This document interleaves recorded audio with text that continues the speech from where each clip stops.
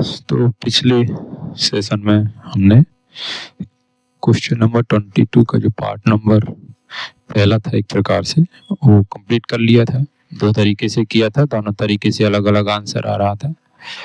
कुछ design problem थी इसमें, वो आपने देखा होगा तो पता चला होगा। इसी में एक क्वेश्चन था विजुअली इम्पेयर्ड स्टूडेंट के लिए। अब ये तो मेरे समझ के परे है कि कौन सा क्वेश्चन विजुअली इम्पेयर्ड के लिए होगा, कौन सा क्वेश्चन जनरल स्टूडेंट के लिए होगा। वो कुछ ऐसा है कि find the radius of the circle whose end points of a diameters are 0,0 and 6,8। एक ऐसा सर्किल जिसका एक डायमीटर के दोनों एंड पॉइंट दे रखे हैं, उसका रेडियस कैलकुलेट करना है। इसको कर लेते हैं। ये क्वेश्चन नंबर 22 का सेकंड पार्ट है, विजुअल इम्पेयर्ड के लिए है। ठीक है, तो कुछ ऐसा है कि एक सर्किल है, उस सर्किल का एक डायमीटर है, डायमीटर के जो दोनों एंड पॉइंट हैं वो आपको दे रखे हैं। देखिए 0,0 और दूसरा एंड पॉइंट है 6,8। ये मैंने रफ डायग्राम बनाया। कौन सा डायग्राम है ये?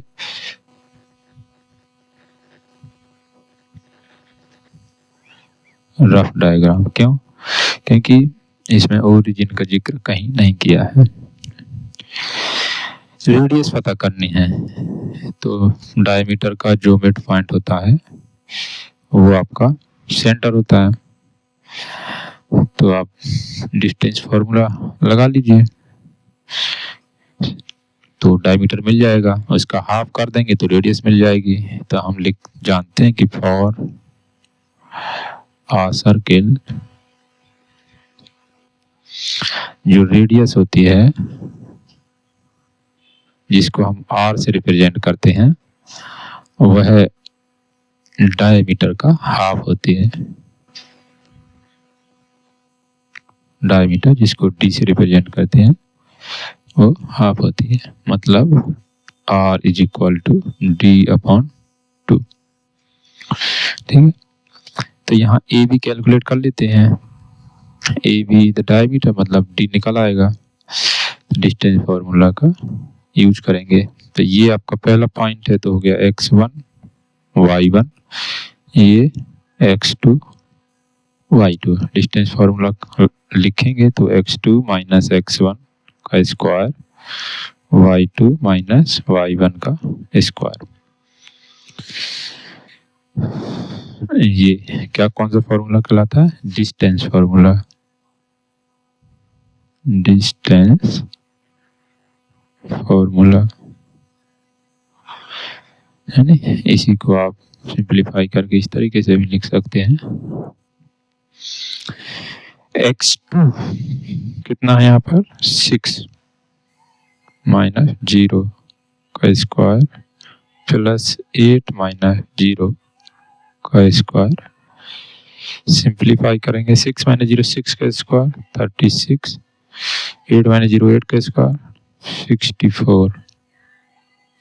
दोनों को ऐड करिए तो आपको d मिलेगा कितना?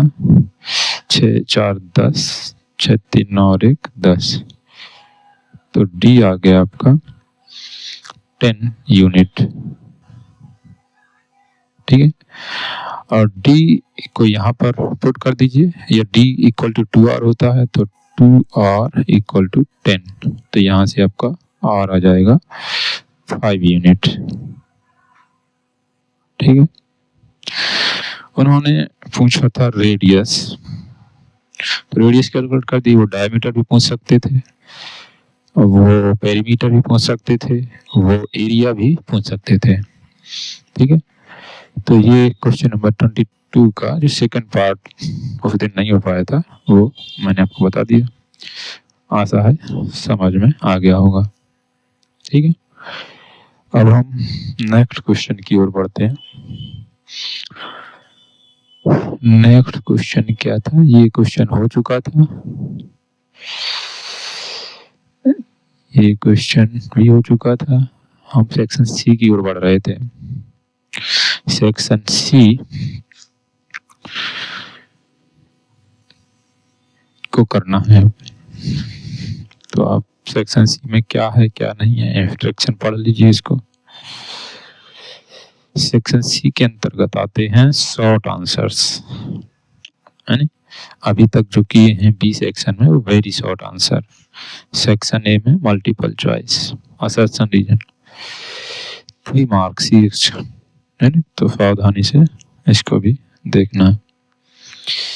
ये है क्वेश्चन चैप्टर नंबर 1 से। सो that √2 minus √5 is an irrational number. ठीक है, तो जब कभी भी सो दैट की बात आती है तो LHS इक्वल टू RHS कभी कभी प्रूव करना होता है, तो हम LHS को सॉल्व करते हैं, RHS लाते हैं, और RHS को सॉल्व करते हैं, LHS लाते हैं, और थोड़ा सा LHS को सॉल्व करते हैं, थोड़ा सा RHS को सॉल्व करते हैं, दोनों को मैच करवाते हैं। जब ऐसा नहीं हो, कुछ इस तरीके का हो कि हाँ LHS RHS जैसा कुछ है नहीं है, तो फिर कॉन्ट्रडिक्शन मेथड होता है एक। तो इस क्वेश्चन को किस मेथड से करेंगे? Contradiction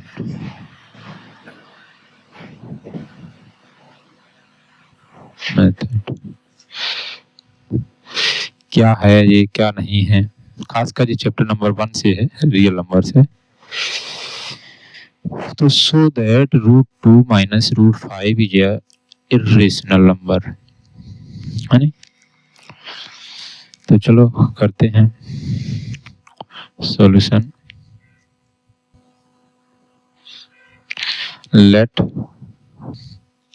√2 minus √5 is a rational number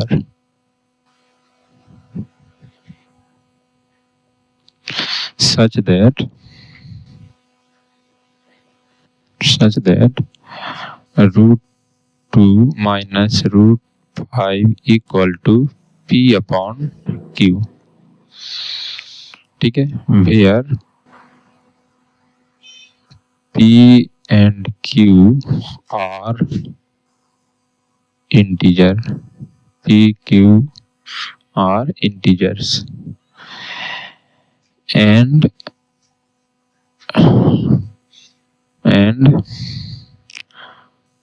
have no common factor, have no common factors। ये हमने लेट किया, ध्यान से समझ लीजिएगा। √2 minus √5 equal to P by Q, where P and Q are integers, have no factor। साथ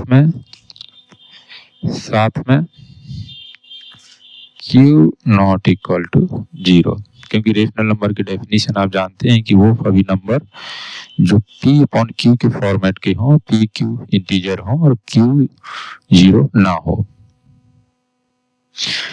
ठीक है, ध्यान रखिएगा इस बात। अब हम क्या करना है, इसको दोनों साइड का स्क्वायर करते हैं। ये जो लिखा है इसको स्क्वायर करते हैं, squaring both side.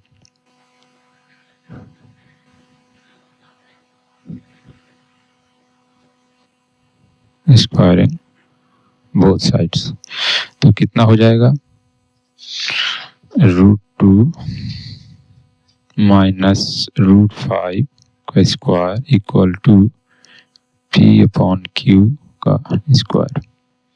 A minus B का होल स्क्वायर है, फॉर्मूला ओपन करिए। A स्क्वायर √2 का स्क्वायर प्लस √5 का स्क्वायर, ठीक है, minus 2 times √2 into √5 equal to P square upon Q square. ठीक है, तो इसको देखिए क्या है, जाएगा 2, ये हो जाएगा 5 minus 2 into root 2 into 5 equal to P square upon Q square. ठीक है, अब आप देखिए ये 5 2 हो जाएगा 7 minus 2 root 10 equal to P square upon Q square. है नी, प्रूव करना था कि ये एक रेशनल नंबर है, उसको मैंने रेशनल कंसीडर कर लिया। कॉन्ट्रोडिक्शन मेथड के हिसाब से अपोजिट कंसीडर करना होता है, उसको पी बाई क्यू के रूप में लिख लिया। पी क्यू इंटीजर है, no common factor, Q not equal to 0, ये कुछ दिया था, मैंने दोनों साइड का स्क्वायर कर दिया। ए माइनस बी का होल स्क्वायर के हिसाब से खोला तो जी आया, इसको जो गया सिंपलीफाई किया, यहाँ तक पहुँच गए। यहाँ तक कोई समस्या नहीं होनी चाहिए। अब इसी क्वेश्चन को मैं क्या कर रहा हूँ, मैनिपुलेट करता हूँ, थोड़ा सा रीअरेंज करता हूँ, देखता हूँ क्या। तो हम इसको इधर ले आते हैं, 7 minus P square upon Q square equal to 2 root 10। कोई समस्या? कोई समस्या नहीं होनी चाहिए। 2 का डिवाइड कर देते हैं तो ये हो जाएगा 1/2 कोष्टक 7 minus P square upon Q square equal to root 10। ठीक है, यहाँ तक बात क्लियर हो गई। अब यहाँ P और Q क्या है, आपने क्या कंसीडर किया था? P और Q आर इंटीजर्स, तो P square Q square are also integers. Ratio of P square upon Q square also rational number. P upon Q rational है तो P square upon Q square भी rational होगा। 7 एक integer है, हर एक integer एक rational number होता है, तो ये भी रेशनल नंबर। तो rational number minus rational number, ये पूरा का पूरा ब्रैकेट कैसा होगा? Rational number. रेशनल में हाफ कैसा है? रेशनल, उसका मल्टीप्लाई होगा तो वो रेशनल। तो ये ओवरऑल नंबर कैसा है? ये रेशनल नंबर। ठीक है ना, कोई समस्या इसमें?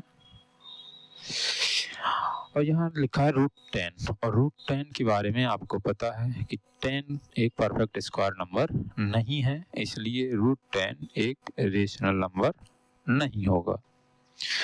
और प्रूफ भी करना हो तो उसको भी आप कर सकते हैं कि रूट 10 एक इरेशनल नंबर होता है। ठीक है, तो इसके बारे में आपको मालूम है कि ये क्या है? Irrational number. ठीक है, तो यहाँ पर ये कहानी मिल रही है कि एक रेशनल नंबर और एक इरेशनल नंबर बराबर आ रहा है, ऐसा मैथमेटिक्स में पॉसिबल ही नहीं है कभी भी। तो लिखेंगे this results is violets the fundamental rules of mathematics. This results violate the fundamental rule of mathematics.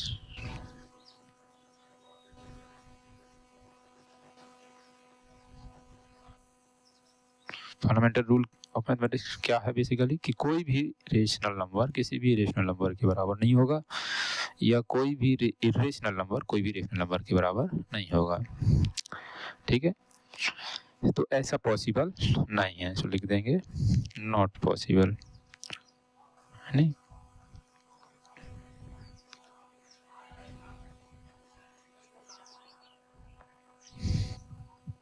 ठीक है, इसका मतलब पॉसिबल क्या है, नॉट पॉसिबल क्या है, जो ऊपर लिखा हुआ है, जो कि हमारे स्टार्टिंग से हम चलते गए यहाँ तक हम पहुँचे। यहाँ थोड़ी सी रीजनिंग लगाई तो पता चला ये रेशनल है और ये हम जानते हैं कि ये इरेशनल है। तो एक रेशनल के बराबर आया है, जबकि ये गणित के हिसाब से सही नहीं है। तो फिर सही क्या है? Not possible. क्या नहीं है नॉट पॉसिबल? कि एक रेशनल नंबर एक इरेशनल नंबर के बराबर हो। ठीक है, इस स्टेटमेंट को करेक्ट करना है तो इसको करेक्ट कैसे कर सकते हैं वो देखो। पॉसिबल, तो पॉसिबल क्या होगा कि एक रेशनल नंबर बराबर नहीं होगा इरेशनल नंबर के। ठीक है, तो ये बात आपकी मैथमेटिक्स के हिसाब से सही होती है। तो यहाँ पर इसको करेक्ट करने के लिए ज़रूरी है कि हमको क्या लिखना पड़ेगा, यहाँ पर नॉट इक्वल। क्या लिखना पड़ेगा? Not equal. यहाँ लिखना पड़ेगा। तो इसी को आप रीजनिंग को बैक साइड में आगे बढ़ते जाइए तो ये भी नॉट इक्वल। तो आगे भी यहाँ पर आएंगे तो ये भी नॉट इक्वल। समझ रहे बात? यहाँ पर भी नॉट इक्वल। ठीक है, यहाँ पर भी नॉट इक्वल। जब रिवर पे जा रहे हैं यहाँ पर भी नॉट इक्वल, यहाँ पर भी नॉट इक्वल, तो यहाँ पर भी नॉट इक्वल। तो यहाँ पे क्या पता चला कि ये जो नंबर है, हमें नहीं पता रेशनल है कि इरेशनल है, लेकिन ये जो नंबर है हम इसको डिफाइन किए हैं कि रेशनल है और ये नंबर इसके बराबर नहीं है। मतलब ये 100 तौर पर रेशनल नहीं है। और नंबर्स की कैटेगरी में दो ही प्रकार के नंबर होते हैं, आइदर रेशनल और इरेशनल। तो इस कंक्लूजन पर जा पहुँचे हम कि ये नंबर रेशनल नंबर तो नहीं है। ठीक है, जब ये रेशनल नहीं है तो एक ही कैटेगरी बचती है कि √2 minus √5 is not rational number. ठीक है, और इसी को क्या लिख सकते हैं कि √2 minus √5 is an irrational number. ठीक है, तो इसमें रीजनिंग सोचना है। फिर से मैं कंक्लूड कर देता हूँ कि ये प्रूव करना है कि ये रेशनल नंबर है। तो हमने इसको मान लिया कि ये रेशनल है कॉन्ट्रडिक्शन मेथड के हिसाब से। इसको हमने p/q का रूप दिया। p q इंटीजर है, no common factor, q equal to not 0। दोनों साइड का स्क्वायर किया तो हम कुछ इस तरीके से -b का होल स्क्वायर ओपन करने के बाद यहाँ तक पहुँचे। इसको मैनिपुलेट किया तो हम देखे कि इसको उधर भेज दिया, इसको इधर ले आए तो यहाँ पे इतना बन गया, 2 का डिवाइड कर दिया तो ये बन गया, इतना तक आ गया। फिर देखा p और q इंटीजर है तो p square q square integer है तो इंटीजर अपॉन इंटीजर रेशनल हो गया। 7 इंटीजर है, इंटीजर माइनस रेशनल नंबर होता है क्योंकि 7 भी रेशनल नंबर है। 1/2 भी रेशनल है, रेशनल इनटू ये पूरा रेशनल मल्टीप्लाई हुआ तो ये ओवरऑल पोर्शन कैसा है? रेशनल। और ये कैसा है? इरेशनल। यहाँ इक्वल का साइन आ रहा था। ठीक है, लेकिन ऐसा मैथमेटिक्स में पॉसिबल नहीं है कि एक रेशनल नंबर एक रेशनल नंबर के बराबर हो। ये पॉसिबल नहीं है। तो पॉसिबल क्या है फिर? रेशनल इरेशनल के बराबर नहीं होता, ये पॉसिबल है। तो इसको यहाँ पर ये रिजल्ट आ रहा था कि बराबर है। इसको करेक्ट करना है तो इन्होंने नॉट इक्वल आना पड़ेगा। यहाँ पर भी रिवर्स जाइए, नॉट इक्वल, ये भी नॉट इक्वल, ये भी नॉट इक्वल, ये भी नॉट इक्वल, ये भी नॉट इक्वल, ये भी नॉट इक्वल, यहाँ पर भी नॉट इक्वल। तो यहाँ पे ये कंक्लूजन निकला कि ये नंबर इसके बराबर नहीं है, ये रेशनल है। मतलब ये नंबर रेशनल नंबर के बराबर नहीं है। और नंबर्स की प्रजाति में नंबर्स दो ही प्रकार के होते हैं। जो भी रियल नंबर होते हैं वो दो ही प्रकार के होते हैं, आइदर रेशनल नंबर, ठीक है ना, और इरेशनल नंबर। दो ही प्रकार के नंबर होते हैं। ठीक है, तो ये पता चल गया कि √2 माइनस √5 रेशनल नंबर तो कतई नहीं है, तो फिर क्या बचता है कि फिर वो इरेशनल नंबर है। बस यही प्रूव करना था, यहाँ लिख देंगे हेंस प्रूव।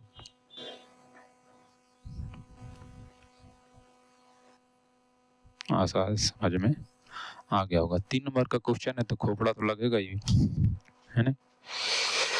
तो ये था आपका क्वेश्चन नंबर 26। ठीक है, अब हम क्वेश्चन नंबर 27 की बात करते हैं। तो क्वेश्चन नंबर 27 में 2 पार्ट हैं, आप उसको पढ़ लीजिए।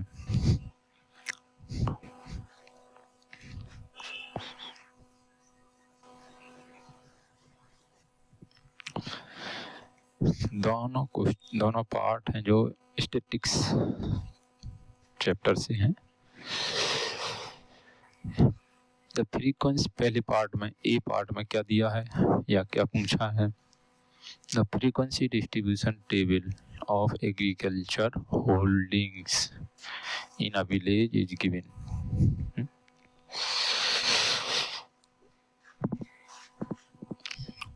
Area of land in hectare, number of families. तो एक गांव में कितनी फैमिली हैं ऐसी जिनके पास एक खास इंटरवल में जमीन है और दिया है। Find the model agriculture holding. ठीक है ना, मॉडल मतलब मोड, क्या कैलकुलेट करना है यहाँ पर, मोड कैलकुलेट करना है। दूसरे में क्या है, the mean of the following distribution is this, mean दिया हुआ है। वैल्यू ऑफ पी कैलकुलेट करना है ना, मीन गिवन है, मीन हमको गिवन है, पी कैलकुलेट करना है। दोनों ही बढ़िया क्वेश्चन है और इसको हम देखते हैं। तो पहला क्वेश्चन करते हैं पहले। तो मोड कैलकुलेशन के लिए कैसा डाटा है जी, कंटिन्यूअस फ्रीक्वेंसी डिस्ट्रीब्यूशन। ये कैसा डाटा है, कंटिन्यूअस फ्रीक्वेंसी डिस्ट्रीब्यूशन। तो यहाँ पर हमको पता करना पड़ेगा मॉडल क्लास, और मॉडल क्लास पता करने के बाद इसका एक फॉर्मूला होता है, वो फॉर्मूला आपको याद होना चाहिए। उस फॉर्मूले में जितने भी सिंबल होते हैं वो भी आपको मालूम होने चाहिए, तभी आप इस टेबल में से वो डाटा एक्सट्रैक्ट कर पाएंगे, उस फॉर्मूले में पुट कर पाएंगे, जिससे आंसर आएगा। तो कंटिन्यूअस फ्रीक्वेंसी डिस्ट्रीब्यूशन टेबल से मॉड कैलकुलेशन के लिए जो फॉर्मूला होता है वो आपको पता होना चाहिए, equal to L plus F minus F1 अपॉन 2 times F minus F1 minus F2 into H। Continuous frequency distribution table से मॉड कैलकुलेट करने के लिए ये फॉर्मूला उपयोग में लाया जाता है, जहाँ पर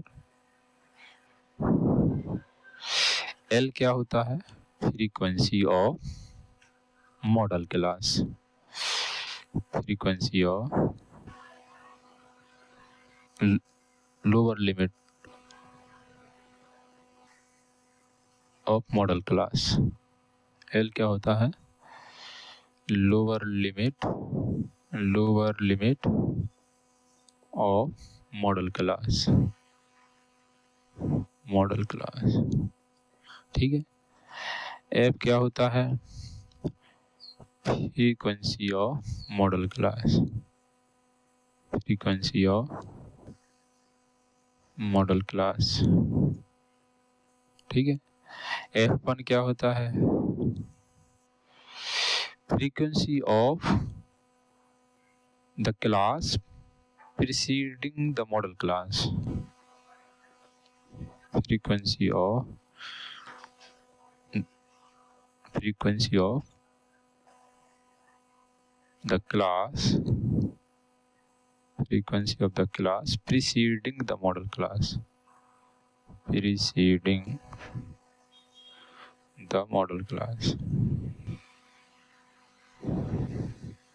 model class।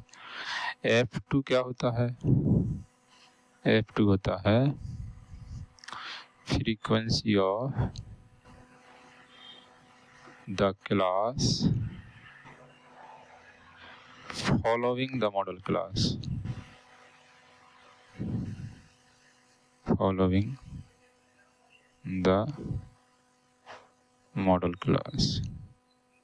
ठीक है। H क्या होता है? Class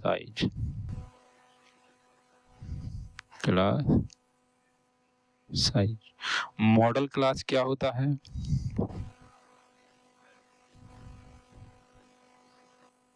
model class that class which have highest frequency,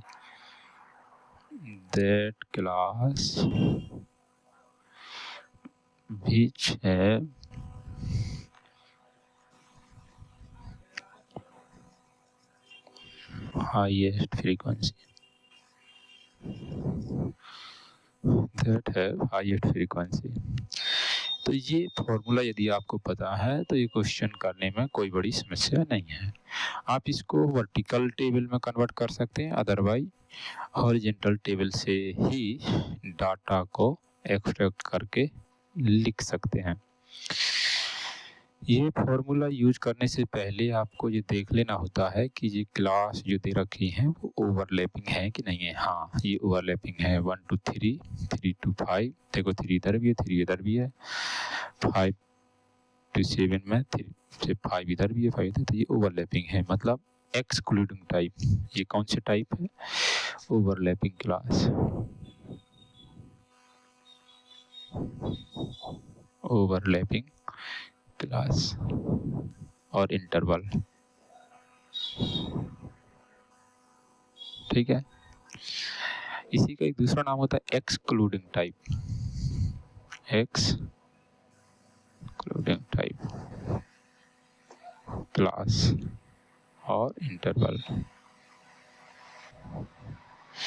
excluding क्यों? क्योंकि इसमें अपर लिमिट इंक्लूड नहीं होती। यहाँ पर इसका मतलब है 1 to 3 का मतलब है जिनकी एग्रीकल्चरल जमीन 3 हेक्टेयर से कम है, 1 से लेकर 3 हेक्टेयर से जस्ट कम है, उनकी संख्या 20 है। और 3 से 5 का मतलब है 3 से लेकर के 4.99999 सारे शामिल है, लेकिन 5 शामिल नहीं है। इसमें किसी भी क्लास में अपर लिमिट शामिल नहीं है, इसलिए एक्सक्लूडिंग बोलते हैं इसको। ओवरलैपिंग इसलिए बोलते हैं क्योंकि आपको दिख रहा है यहाँ पर भी 3, यहाँ पर भी 3 दिखाई दे रहा है, इधर भी 5, इधर भी 5 ओवरलैप कर। तो अब हम देखते हैं कि मॉडल क्लास क्या है यहाँ पर। और देखो क्लास साइज सबकी सेम होनी चाहिए और इस टाइप का क्लास होनी चाहिए, तभी स्टैटिक्स में यूज होने वाले जो फॉर्मूला आपने पढ़े मीन, मीडियन, मोड, वो लागू होते हैं।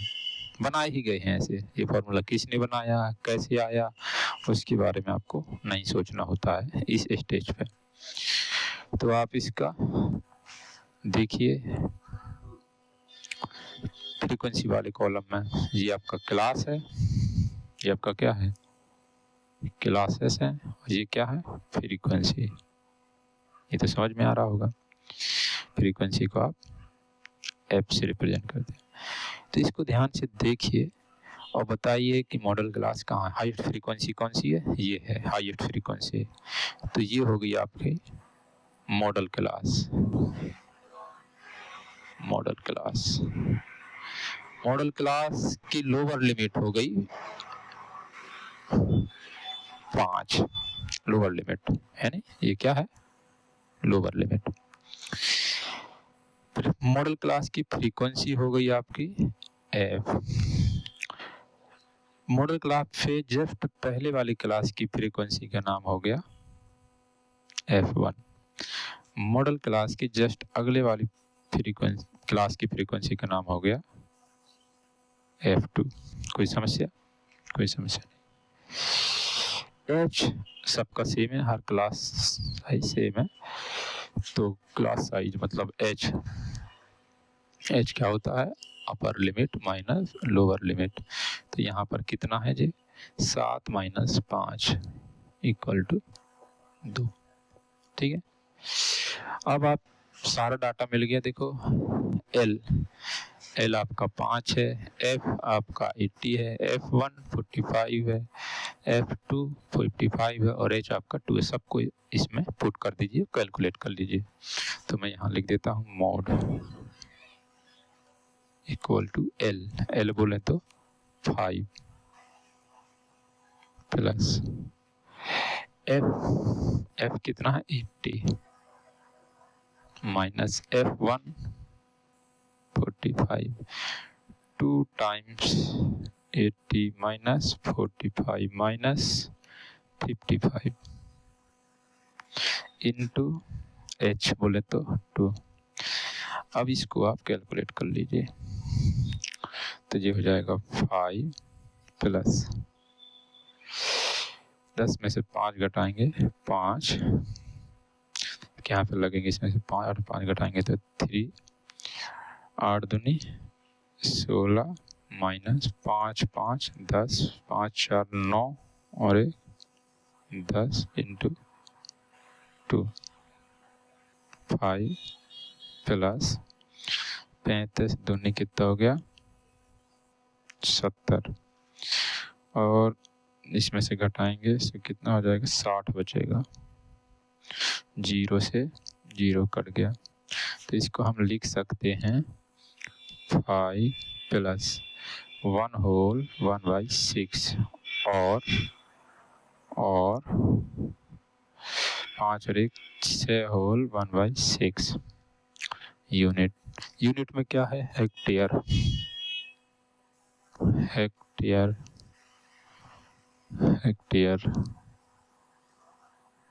ठीक है ना, क्योंकि जो लोअर लिमिट की यूनिट होगी वही आपकी मॉड की यूनिट होगी, तो यूनिट लिखना भी जरूरी है। इसको आप जो है डेसिमल में भी कन्वर्ट कर सकते हैं। तो कितना हो जाएगा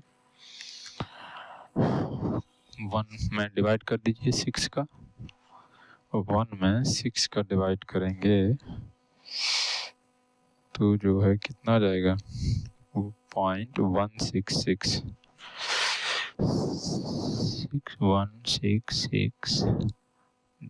6 डैश। इसको ऐसे भी लिख सकते हैं 6.16 बार, इसको ऐसे भी लिख सकते हैं 6.167। ठीक है ना, यूनिट आपकी सब जगह हेक्टेयर ही रहेगी। तो ये भी आंसर है 6 होल 1/6 और 6.1666 और 6.16 बार 6.167। ठीक है ना, तो ये अप्रोक्सीमेट कर देंगे, ये सारे एग्जैक्टली हैं।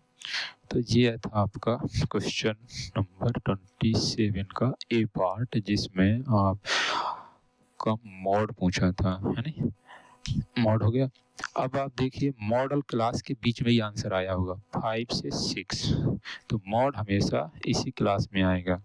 वैल्यू देखिए 6.16 इसी के अंदर फॉल कर रहा है, तो आपका आंसर सही है। यदि इसके इतर या उतर होता तो फिर आंसर गलत है, कहीं ना कहीं कैलकुलेशन मिस्टेक हो गई। आशा है ये क्वेश्चन आपको समझ में आ गया होगा। ठीक है, अब इसी का दूसरा पार्ट है, उसको भी कर लेते हैं।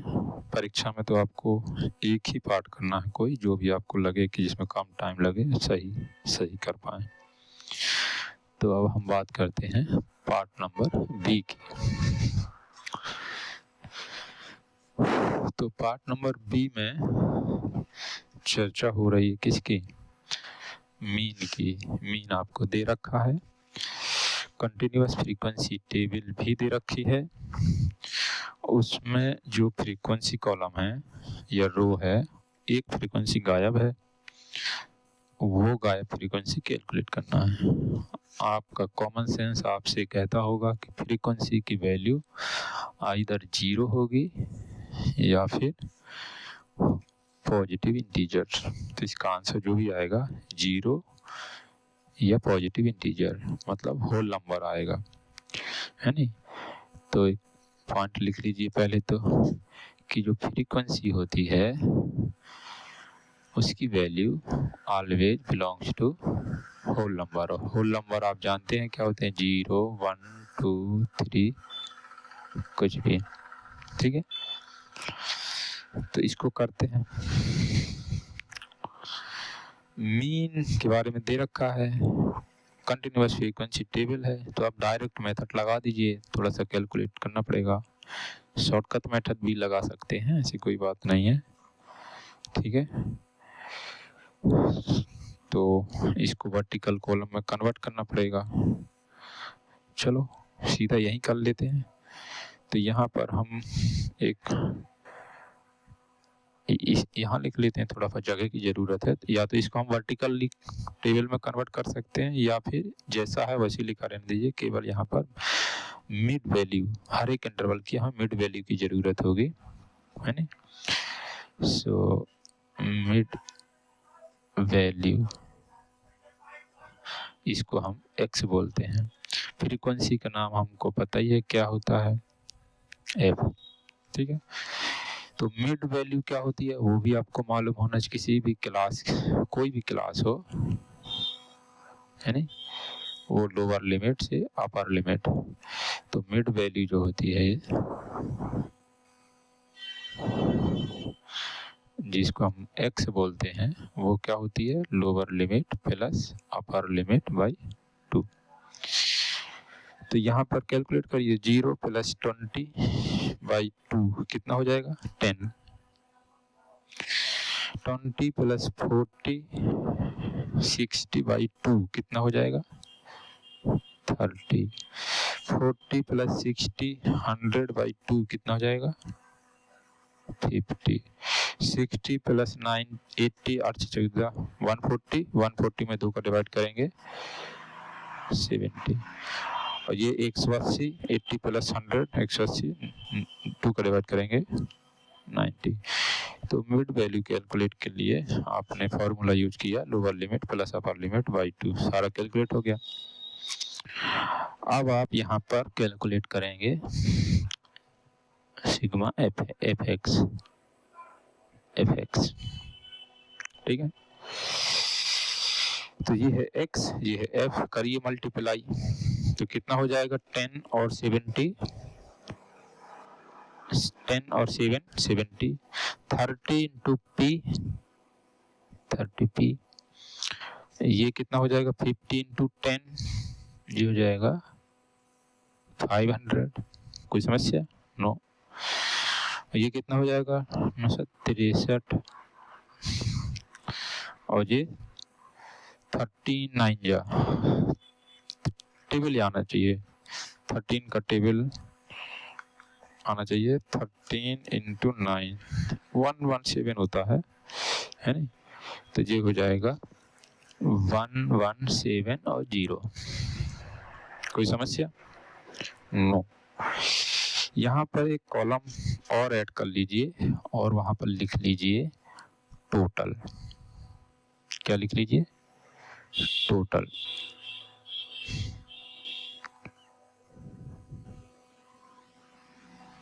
टोटल, इसको आगे बढ़ा लीजिए ऐसे, ठीक है। इसको भी आगे बढ़ा लीजिए, इसको भी आगे बढ़ा लीजिए, और ऐसे बंद कर लीजिए। टोटल लिख दिया। टोटल किसका करना है, हमें मीन का फॉर्मूला पता होता है। क्या होता है मीन,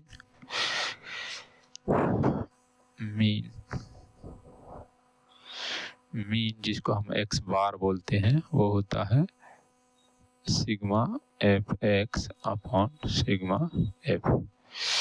तो एफ एक्स वाला रो है जो, उसको सबको ऐड करेंगे तो सिग्मा एफ एक्स आ जाएगा। यहाँ पर क्या मिलेगा हमको, सिग्मा एफ एक्स, और एफ वाला रो को ऐड करेंगे तो वो हमको सिग्मा एफ मिलेगा। तो ऐड कर लीजिए और बताइए कि सिग्मा एफ कितना आ रहा है। ये पूरा रो जो है ऐड करिए, तो इसमें हमको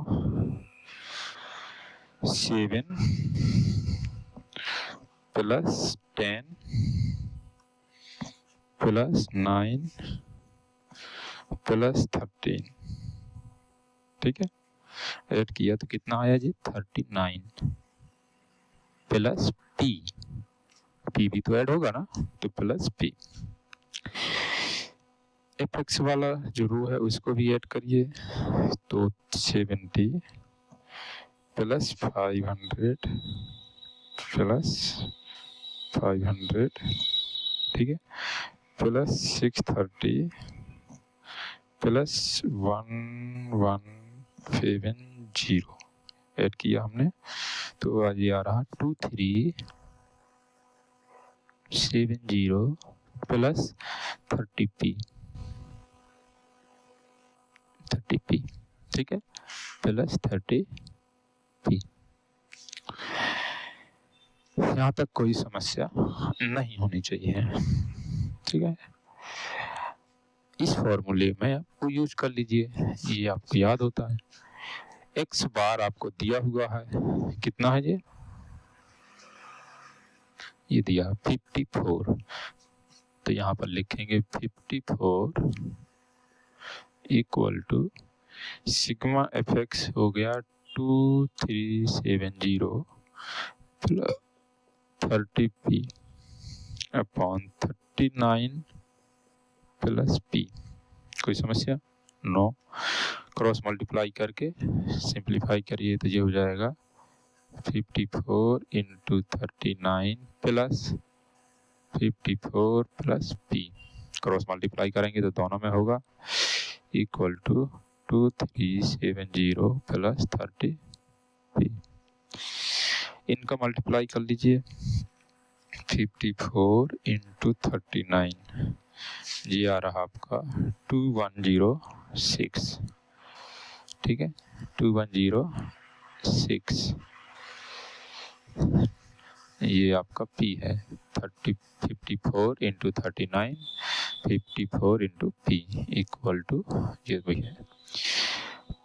तो इसको इधर ले आइए, ये हो जाएगा 2370 equal to 30p minus 54p। Like term एक साइड, p वाले एक साइड, नॉन p वाले एक साइड, तो इसमें से घटाइए 2370 कितना आएगा माइनस 264, इसमें से घटाइए तो कितना हो जाएगा ये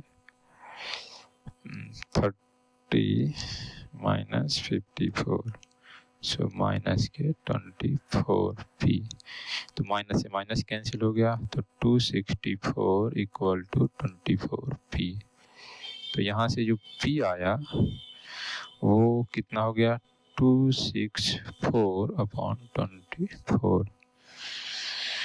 264 में डिवाइड किया 24 का, तो कितना आया ये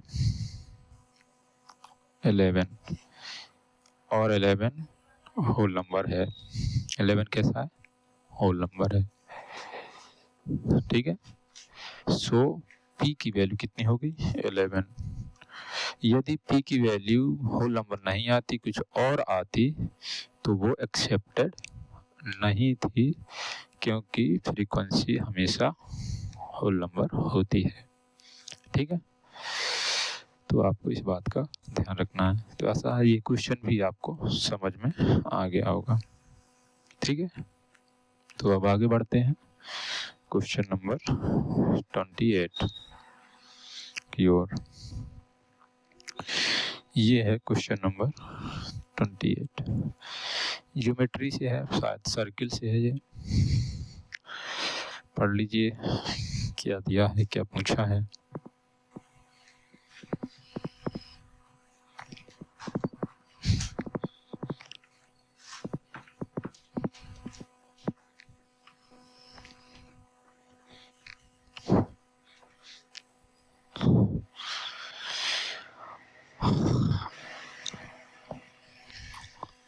A quadrilateral ABCD, ठीक है, is drawn to circumscribe, circle के बाहर है क्वाड्रिलेटरल, तो क्वाड्रिलेटरल यहाँ पर सर्कमस्क्राइब है सर्किल का, है नहीं। Quadrilateral ABCD is drawn to circumscribe circle, circle के चारों ओर टच कर रहा है, चारों साइड क्वाड्रिलेटरल की चारों साइड सर्किल को टच कर रही हैं। क्वाड्रिलेटरल बाहर है, सर्कमस्क्राइब क्वाड्रिलेटरल बाहर है सर्किल के। इंस्क्राइब होता तो अंदर होता, बस यही सब भाषा है। बना हुआ चित्र तो कोई बात ही नहीं है, ना बना होता तो थोड़ा सोचना पड़ता। As shown in the figure, so that this equal to this। अच्छा क्वेश्चन है, इसको देखते हैं, करते हैं। तो AB किधर है, ये है AB प्लस CD, ठीक है, AD प्लस BC।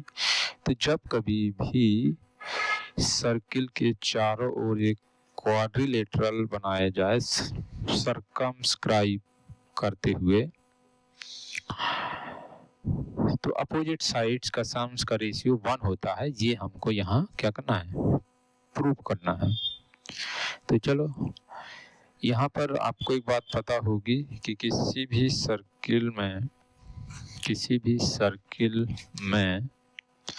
सर्किल से बाहर उपस्थित किसी पॉइंट से कितनी टेंजेंट खींची जा सकती है, 2। कितनी टेंजेंट खींची जा सकती हैं, 2, ठीक है। कितनी टेंजेंट खींची जा सकती हैं, 2। और वे दोनों लंबाई में कैसी होती हैं, बराबर। वे दोनों लंबाई में कैसी होती हैं, बराबर। बस यही बात यहाँ पर यूज करनी है। तो ये सर्किल है, ये क्वाड्रिलेटरल है। क्वाड्रिलेटरल के चारों साइड सर्किल को रिस्पेक्टिवली पॉइंट P, Q और R और S पर टच करते हैं। तो अब इसको ऐसे देखिए जैसे हम बोल रहे हैं, ये सर्किल है, सर्किल के बाहर ये पॉइंट है, उस पॉइंट से 2 टेंजेंट खींची गई हैं, तो वो लंबाई में कैसी होंगी, बाय डेफिनेशन बराबर। कोई समस्या? मान लेते हैं थोड़ी देर के लिए कि इनकी लंबाई x, ये भी x। कोई समस्या? कोई समस्या नहीं होनी चाहिए। सेम कहानी, ये सर्किल है, सर्किल के बाहर एक पॉइंट C है, वहाँ पे 2 टेंजेंट खींची गई हैं, तो ये दोनों भी बराबर होंगी। मान लेते हैं ये y है। सेम कहानी, ये सर्किल है, सर्किल के बाहर एक पॉइंट है, वहाँ पे 2 टेंजेंट खींची गई हैं, तो ये दोनों भी बराबर होंगी। मान लेते हैं वो z।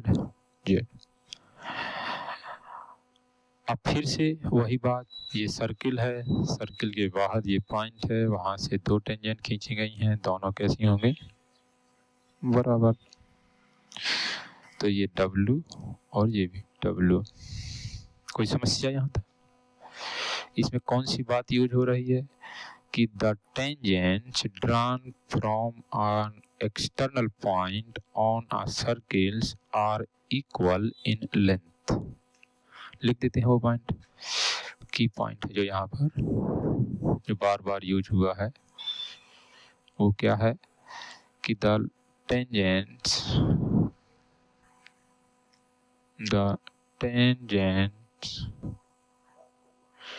drawn to a circle from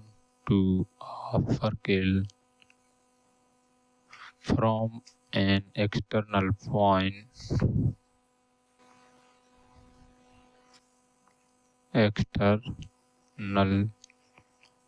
point are equal in length। ठीक है, the tangents drawn to a circle from an external points are equal in length। ये बात यहाँ पर 4 बार यूज हुई है। अब जो हमको कैलकुलेट करना है या शो करना है उसका LHS पार्ट देखते हैं, और मुझे आप बताइए कि AB को क्या लिख सकते हैं डायग्राम देख के, W प्लस Z। कोई समस्या? W plus Z. दिखाई दे रहा होगा ए बी क्या है, W plus Z. C D को क्या लिख सकते हैं, Y प्लस एक्स। ठीक है। ए डी को क्या लिख सकते हैं, ध्यान से देखिए ए डी किधर है, W plus X. B C को क्या लिख सकते हैं, Z plus Y, Z plus Y. अब आप ऊपर और नीचे जो लिखा हुआ है उसको ध्यान से देखिए और बताइए कि ये क्या है। मैं ऊपर वाले को लिख रहा हूँ W plus X plus Y plus Z, नीचे जो लिखा वो भी लिखा W plus X plus Y plus Z. तो ये कैंसिल होके 1 आ गया, मतलब RHS। तो अंत में लिख देंगे हैंस प्रूव्ड।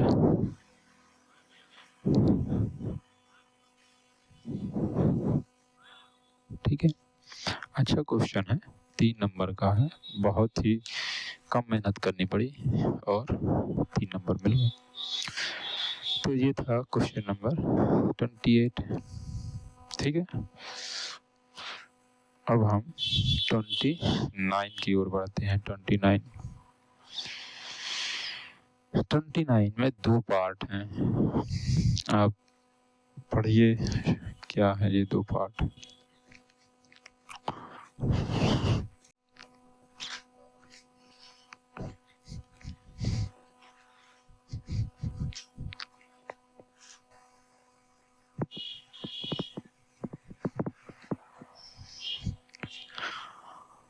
पहला 29 का ए पार्ट, 29 का B part. On a particular day 5,000 people attended the cricket test match between India and Australia in Sydney cricket ground। ठीक है, कहानी लिखी हुई है। Let X be the number of adults attended the cricket match and Y be the number of children attended the cricket match। Y कौन है, children, X कौन है, adult। कहाँ हो रहा मैच, सिडनी क्रिकेट ग्राउंड। कौन सा, क्रिकेट, किसके किसके बीच, India Australia. Cost of an adult ticket was ₹1000। एक एडल्ट बंदे का टिकट कितने का है, 1000 का। कॉस्ट ऑफ द चिल्ड्रन, एक चाइल्ड का टिकट कितने का है, 200 रुपये का। ठीक है। On that day, revenue earned by the selling all 50,000 tickets। कितने टिकट बेचे गए, 50,000 सब मिला के। was ये अर्निंग है भाई उस दिन का, रेवेन्यू टोटल पैसा इकट्ठा हुआ कितना है ये, इकाई, दहाई, सैकड़ा, हजार, 10,000, लाख, 10 लाख, करोड़, 4 करोड़ 20 लाख के टिकट बिक गए।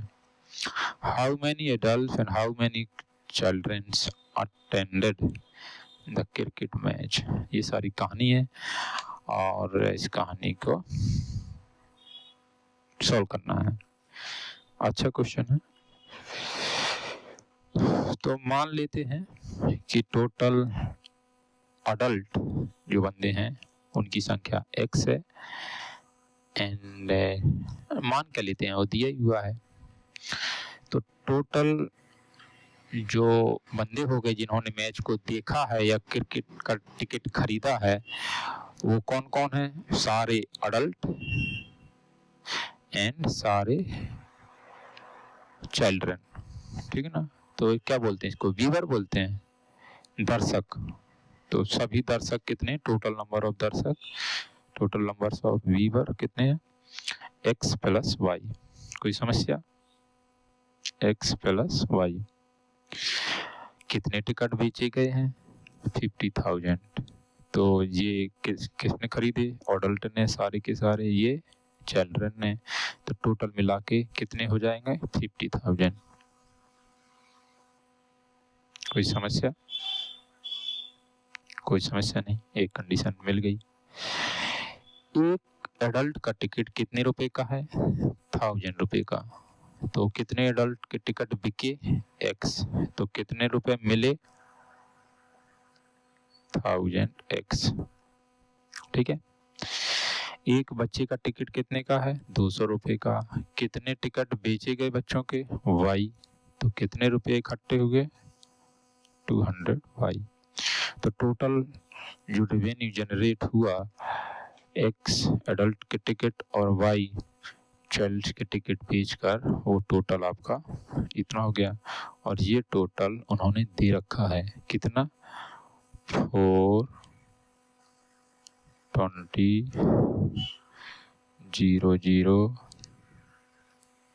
4 करोड़ 20 लाख। ये है इक्वेशन नंबर 2। यहाँ तक कोई समस्या नहीं होनी चाहिए। बस यही इस क्वेश्चन में खासियत है कि यदि इक्वेशन बन गई तो सॉल्व हो जाएगा आगे, इक्वेशन ही गलत बन गई तो गलत सॉल्व हो जाएगा, गलत आंसर आ जाएगा। सही इक्वेशन बन गई सही सॉल्यूशन आ जाएगा। ठीक है। तो अब इसको सॉल्व करना है। तो आप इसमें देख पा रहे होंगे कि पहले तो 100 का दोनों साइड डिवाइड कर दीजिए। इक्वेशन नंबर 2 में दोनों साइड आप 100 का डिवाइड कर दीजिए तो कितना हो जाएगा जी 10x प्लस 2y 4 2 0 0 0 0 इतना हो जाएगा। ठीक है। कोई समस्या? कोई समस्या नहीं। फिर आप 2 का भी डिवाइड कर सकते हैं। 2 का डिवाइड करने पर कितना हो जाएगा इसमें, तो ये हो जाएगा 5x plus y equal to 2 दूनी 4 2 1 2 0 0 0 0। ठीक है। तो इसको हम तीसरा नंबर इक्वेशन बोल देते हैं। अब इक्वेशन नंबर 1 और इक्वेशन नंबर 3 को आप सॉल्व कर लीजिए। इन दोनों को ध्यान से ऑब्जर्व करेंगे तो y का कोएफिशिएंट दोनों में सेम है। कितना है 1 है। तो आप तीसरे में से पहली इक्वेशन को सब्ट्रैक्ट कर दीजिए। तो लिख देंगे तीसरी इक्वेशन में से पहली इक्वेशन को सब्ट्रैक्ट कर देंगे। तो लिख लेते हैं पहले 5x plus y equal to 2 1 0 0 0 0। ठीक है। ये हो गई तीसरी इक्वेशन। और x plus y equal to 50,000। ठीक है। 4 0 है ना। हाँ तो ये है। हाँ। दोनों को सब्ट्रैक्ट करना है। क्या करना है सब्ट्रैक्ट करना है। तो ये हो जाएगा माइनस माइनस माइनस। तो y से y कैंसिल आउट हो जाएगा। 5x में से x घटाएंगे तो आएगा 4x। अब आप इसमें से ये 50,000 घटाइए। कितना लिखा है जी इकाई दहाई सैकड़ा हजार 10,000 लाख 2,10,000। 2,10,000 में से 2,10,000 में से 50,000 घटाइए। 50,000 घटाएंगे तो कितना बचेगा 16,000,000। ठीक है। 16,000,000 4 0। x यहाँ से आ जाएगा। 4 का डिवाइड कर देंगे 4 चौको 16 0। कितना आया जी 40,000 है ना। इस 4x की वैल्यू को इक्वेशन नंबर 1 में रख दीजिए। तो लिख देंगे बाई इक्वेशन नंबर 1। x कितना आया 40,000 प्लस x y कितना y। देखिए x 40,000 plus y equal to 50,000। तो y कितना हो जाएगा 50,000 माइनस 40,000 मतलब 10,000। ठीक है। तो यहाँ लिख देंगे क्या लिख देंगे कि 40,000 adults and 10,000 children attended the cricket match. जैसे टोन जैसे लैंग्वेज में उसने हमसे पूछा है आंसर, उसी टोन उसी लैंग्वेज में आंसर दे देंगे। तो लिख देंगे 40,000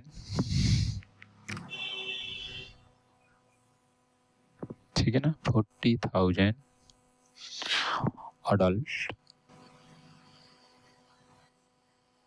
adults and 10,000 children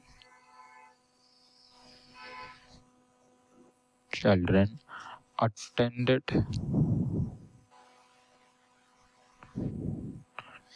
the cricket match.